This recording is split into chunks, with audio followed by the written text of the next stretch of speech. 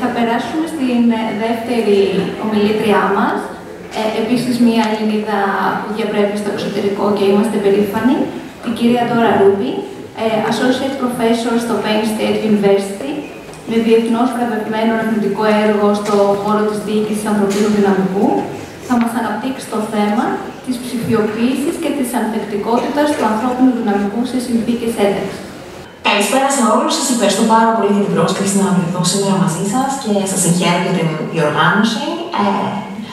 Σας καλησπέριζω από το μακρινό State College της Pennsylvania και ονομάζομαι, όπως είπε η Λουίζα, Dora Ruby. Είμαι Associate Professor of Commercial Management στην Pennsylvania State University και σήμερα θα σας μιλήσω για την έρευνά μου με τίτλο Achieving Workforce Resilience, Digitalization and Inclusive Climate και σας ζητώ εκ των προτέρων συγγνώμη γιατί μπορεί να αναφέρομαι σε κάποιες ορολογίες στα αγγλικά. Οι συζητήσεις μου στα ελληνικά περιορίζονται στο τι θα φάμε σήμερα και τι καιρό έχει σήμερα, οπότε δεν είμαι πολύ up to date με την ορολογία στα ελληνικά. Συγγνώμη. Η μελέτη αυτή είναι δημοσιευμένη, δημοσιεύτηκε πρόσφατα το 2024 στο περιοδικό Journal of Organizational Behavior και οι co-authors μου είναι η Nadia Zahour, ο Shlomo Tarba, ο Ahmed Arslan και ο Ismail Gorgetzi. Ποιο ήταν λοιπόν το κίνητρό μας για αυτή την έρευνα? Ξεκινήσαμε από τη συνειδητοποίηση ότι σε ένα ολοένα και πιο ασταθές παγκόσμιο περιβάλλον, το resilience ή η ανθεκτικότητα του ανθρώπινου δυναμικού αποτελεί πλέον μια στρατηγική αναγκαιότητα για όλους τους οργανισμούς. Τα άρθρα αυτά που σας δείχνω από τη McKinsey & Company, το Harvard Business Review, Forbes, και το Society for Human Resource Management είναι μόνο μερικά παραδείγματα από το διεθνή τύπο που προτρέπουν τους practitioners να εστιάσουν και να επενδύσουν στο να χτίσουν ένα resilient ανθρώπινο δυναμικό. Η ανάγκη αυτή εντείνεται όταν βάλουμε στη συνάρτηση κάποια στοιχεία όπως ο COVID που επιτάχυνε τον ψηφιακό μετασχηματισμό και την εξαποστάσεως εργασία. Και κοιτώντας την υπάρχουσα διεθνή βιβλιογραφία, συνειδητοποίησαμε ότι δεν υπάρχει επαρκής έρευνα σχετικά με το τι μπορούν να κάνουν οι οργανισμοί προληπτικά προκειμένου να χτίσουν ένα resilient ανθρώπινο δυναμικό. Στόχος μας λοιπόν ήταν να εξετάσουμε πώς το inclusion climate ή το κλίμα συμπερίληψης σε συνδυασμό με το digitalization μπορούν να ενισχύσουν την ανθεκτικότητα του ανθρώπινου δυναμικού. Η έρευνά μας καθοδηγήθηκε ουσιαστικά από τρία βασικά ερωτήματα. Πώς επηρεάζει ο ψηφιακός μετασχηματισμός την ανθεκτικότητα των εργαζομένων, τι ρόλο παίζουν το κλίμα συμπερίληψης, η ψηφιακή παιδεία και τα core self-evaluations και ποιος είναι ο μηχανισμός που εξηγεί αυτή τη σχέση μεταξύ του ψηφιακού μετασχηματισμού και της ανθεκτικότητας. Φυσικά μιλάω πολύ ώρα για το resilience χωρίς να το έχω ορίσει. Όταν μιλάμε για employee resilience, μιλάμε στον αποτελεσματικό τρόπο με τον οποίο οι εργαζόμενοι όχι μόνο αντιμετωπίζουν, αλλά καταφέρνουν και να αναπροσαρμοστούν σε καταστάσεις κρίσης ή σε περιόδους μεγάλων αλλαγών.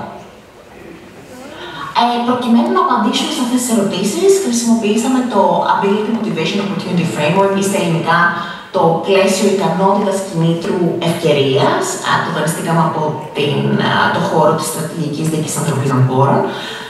Και θα ξεκινήσω συγκεκριμένα με το τελευταίο κομμάτι, το κομμάτι της ευκαιρίας, το opportunity. Αυτό αναφέρεται ουσιαστικά σε καταστάσεις στις οποίες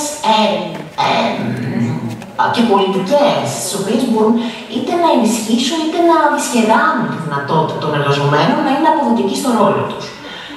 Συγκεκριμένα, εμείς εστιάσαμε στο κομμάτι του digitalization, το οποίο αναφέρεται και στο work from home ή work from everywhere και προσφέρει στην ουσία στους εργαζομένους resources, αυτονομία και ευελιξία.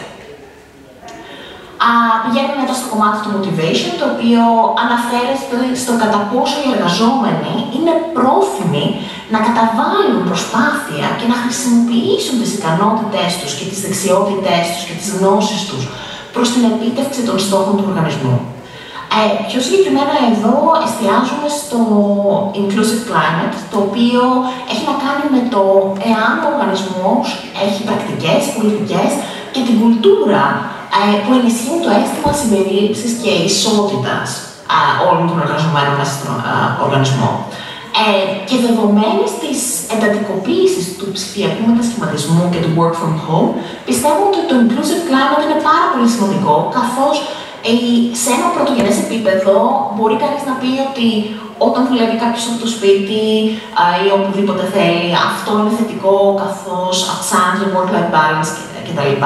Ωστόσο, υπάρχουν πολλές έρευνες οι οποίες δείχνουν ότι δίνεται το αίσθημα απομόνωσης και ειδικά σε άτομα τα οποία έχουν χαμηλότερα επίπεδα κοινωνικών δεξιοτήτων ή ανήκουν σε χαμηλότερες socioeconomic τάξεις. Τέλος, έχουμε το κομμάτι της ικανότητας, το οποίο αναφέρεται τόσο σε ψυχολογικές όσο και σε νοητικές ικανότητες των εργαζομένων. Συγκεκριμένα εδώ εστιάσαμε σε δύο πράγματα. Το digital literacy, το οποίο είναι η ψηφιακή παιδεία, οι γνώσεις που διαθέτουν οι εργαζόμενοι αναφορικά με την χρήση της τεχνολογίας, και τα core self-evaluations. Τι είναι αυτά? Είναι ένα umbrella personality trait, το οποίο έχει 4 separate personality traits. Το self-esteem, το οποίο έχει να κάνει με το κατά πόσο πιστεύουμε ότι μπορούμε να τα καταφέρουμε. Το generalized self-efficacy, που είναι στην ουσία η αυτοπεποίθησή μας. Το locus of control, το οποίο έχει να κάνει με το κατά πόσο πιστεύουμε ότι ό,τι μας συμβαίνει είναι απόρρια των δικών μας προσπαθειών ή δυνατοτήτων ή οφείλεται σε εξωτερικούς παράγοντες, όπως η τύχη, το σύστημα, η κοινωνία κτλ. Και τέλος, το emotional stability, το οποίο έχει να κάνει με το κατά πόσο μπορούμε να μένουμε ψύχρεμοι και θετικοί ασχέτως του τι συμβαίνει γύρω μας. Η δεύτερη θεωρία που χρησιμοποιούμε είναι αυτή το behavioral perspective, που προέρχεται επίσης από το χώρο της στρατηγικής διοίκησης ανθρωπίνων πόρων και προτείνει μια πολύ απλή αλληλουχία. Στην ουσία προτείνει ότι οι οργανωσιακές πρακτικές και πολιτικές επηρεάζουν τις ατομικές στάσεις και συμπεριφορές των εργαζομένων, οι οποίες εν συνεχεία επιδρούν σε σημαντικά employee outcomes. Συγκεκριμένα εδώ πέρα εστιάσαμε στο taking charge ή στην ουσία την ανάληψη πρωτοβουλειών, το οποίο έχει να κάνει με την τάση των εργαζομένων οικειοφιλώς και προληπτικά να κάνουν κινήσεις που θα τους επιτρέψουν μελλοντικά να είναι πιο ευπροσάρμοστοι σε αλλαγές και σε καταστάσεις στις οποίες οι οικονομικές συνθήκες δεν θα περίμεναν να συμβούν. Αυτό είναι το θεωρητικό μας μοντέλο. Στην ουσία προτείνουμε ότι ο ψηφιακός μετασχηματισμός από μόνος του δεν αρκεί ώστε οι εργαζόμενοι να γίνουν πιο resilient. Οι εργαζόμενοι πρέπει να είναι εξοπλισμένοι, να έχουν τις ικανότητες, να είναι κινητοποιημένοι και να έχουν και τις ευκαιρίες προκειμένου να μετατρέψουν τα ψηφιακά εργαλεία τα οποία είναι διαθέσιμα σε αυτούς σε ανθεκτικότητα μέσω του taking charge, μέσω της πρωτοβουλίας. Κάναμε 2 έρευνες, 2 στάδιες προκειμένου να επιβεβαιώσουμε το μοντέλο μας. Η πρώτη έρευνα πραγματοποιήθηκε στα Ηνωμένα Αραβικά Εμιράτα, που είναι μια πολυπολιτισμική και ψηφιακά αναπτυγμένη οικονομία. Εκεί συλλέξαμε δεδομένα από 173 εργαζομένους από διάφορους κλάδους. Για την ανάλυση μας χρησιμοποιήσαμε structural equation modeling. Στη συνεχεία θελήσαμε να ενισχύσουμε τη γενική χρησιμότητα των αποτελεσμάτων μας και πραγματοποιήσαμε μια δεύτερη μελέτη στην Αμερική, χρησιμοποιώντας ένα δείγμα 306 εργαζομένων. Εδώ πέρα κάναμε τη δειγματοληψία μας σε 2 waves, σε 2 κύματα, προκειμένου που είχαμε μεταξύ τους μια χρονική απόσταση 2 εβδομάδων, ώστε να αντιμετωπίσουμε τα οποιαδήποτε concerns υπάρχουν για την αιτιότητα. Δεν θα σας δώσω πολλές πληροφορίες αναφορικά με αυτά καθ' αυτά τα αποτελέσματα και την ανάλυση. Ήμασταν πάρα πολύ τυχεροί, γιατί ήταν από τις σπάνιες περιπτώσεις ότι ό,τι υποθέσαμε μπορέσαμε να το κάνουμε support και με τα 2 δείγματά μας.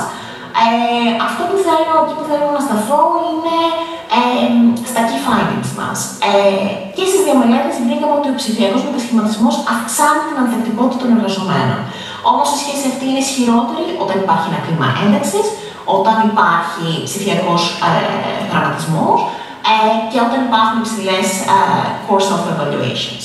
Είναι σημαντικό επίσης ότι η ανάλυση πρωτοβουλίας εξηγούσε το πόσο ο ψηφιακός μετασχηματισμός οδηγεί στην ανθεκτικότητα, έπαιζε το ρόλο του mediator. Τι σημαίνει αυτό πρακτικά για τους οργανισμούς? Σημαίνει ότι είναι πάρα πολύ σημαντικό να επενδύουν στο ψηφιακό μετασχηματισμό, γιατί είναι ένα resource που ενισχύει τις ευκαιρίες και οδηγεί τελικά στην ενίσχυση του resilience των εργαζομένων. Είναι σημαντικό να καλλιεργούμε συμπεριληπτικά κλίματα και ότι κινητοποιούν την ανθεκτικότητα. Είναι πάρα πολύ σημαντικό να εκπαιδεύουμε τους εργαζομένους στη χρήση ψηφιακών συστημάτων και να υποστηρίζουμε το core self-evaluation, στην ουσία να τους βοηθάμε να χτίζουν αυτοπεποίθηση. Και τέλος, πρέπει να ενθαρρύνουμε την προληπτική ανάλυση πρωτοβουλίων. Σας ευχαριστώ πάρα πολύ. Εδώ έχω το email μου στην περίπτωση που θέλετε να επικοινωνήσετε μαζί μου. Ευχαριστώ. Ευχαριστούμε πολύ, κυρία Ρούμπι, που μοιραστήκατε μαζί μας τα αποτελέσματα μια τόσο ενδιαφέρουσας έρευνας. Το resilience, ομίλω, επίσης είναι κάτι που απασχολεί τόσο τον ιδιωτικό όσο και το δημόσιο τομέα, ιδιαίτερα μετά το COVID. Και είναι ένα θέμα που όλοι οι ερευνητές αλλά και οι practitioners πρέπει να το δούμε με μεγαλύτερη προσοχή και σοβαρότητα τα επόμενα χρόνια. Ευχαριστούμε θερμά.